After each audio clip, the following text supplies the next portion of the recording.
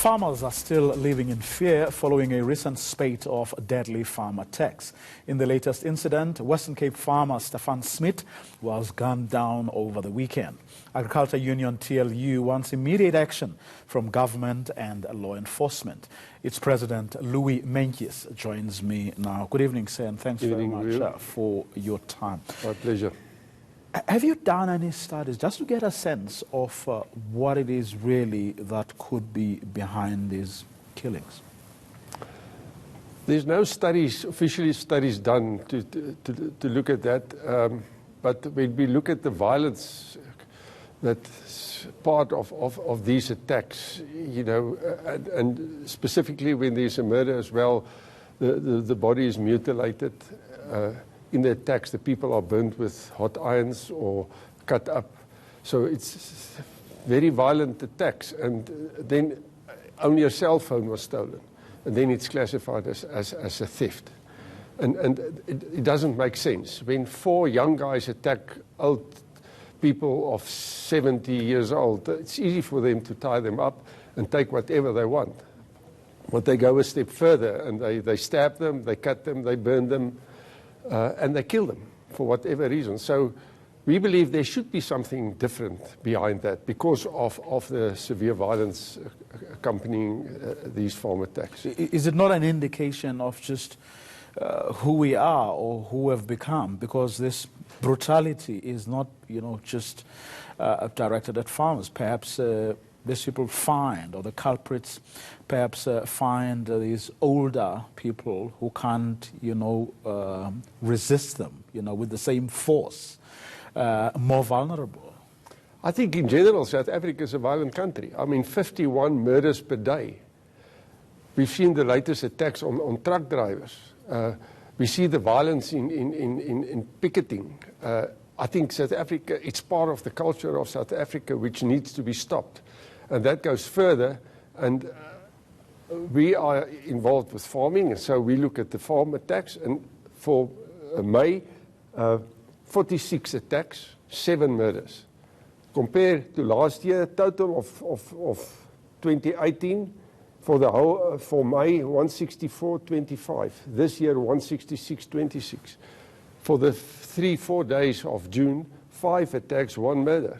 That's the reality. But it's not just farm attacks. It's general murder and violence and unlawfulness in the South African society. And we are concerned the government isn't doing enough, or you really want to say anything about it. You know, you don't hear the politicians coming out condemning that. And I just need to take you back maybe to the first Constitutional Court ruling in South Africa. And that was the right of life and the ruling on the death penalty. And that ruling said that the government has got the responsibility to protect the life of the citizens of South Africa. And if we see what is happening now, I believe government, or we believe government, is not doing that. Government is not protecting the life of the citizens of this country. In your engagements with the police, what have they said are the problems or the reasons they are seemingly finding it difficult, if not impossible, to put a lead on this? You know, it's different what the police say, what might be the problem, and what we believe is the problem. Before I get to what you believe, I'm keen to know this. Let me tell you why I'm asking this. Because if journalists sit in front of politicians or officials, we often get very defensive answers. One would imagine that perhaps when groups like yours sit down with them behind closed doors, maybe, just maybe, they are able to open up to you and say, you know what, this is where we are stuck. This is the real problem. In other words, something they won't be able to say to journalists. I believe they won't say to us. Even if they know what the real problem is on murders and violence in South Africa, I don't believe they would really tell people they will keep it because it might reflect on them. And I think it does reflect on the police in general. We've had with the head of police, we had a good meeting with him about a month and a half ago, asking him and discussing with him and showing him what we're trying to do and what we're trying to help to prevent crime in the rural areas. And which is what do you do in well, firstly, you know, it's also our responsibility to look after ourselves. You know, to harden your house, to make sure that you've got security in your house, that you are part of the farm watch system, that you've got a radio, because that's the first line of contact. You can't rely on cell phones, that you arm yourself and that you vigilant and look out and see what's happening around you. Burglar bars in front of your windows, and keep your doors locked at night. Don't go out when there's something outside, when the dogs start barking. Lock your doors when you go to sleep. Being prison in your own home.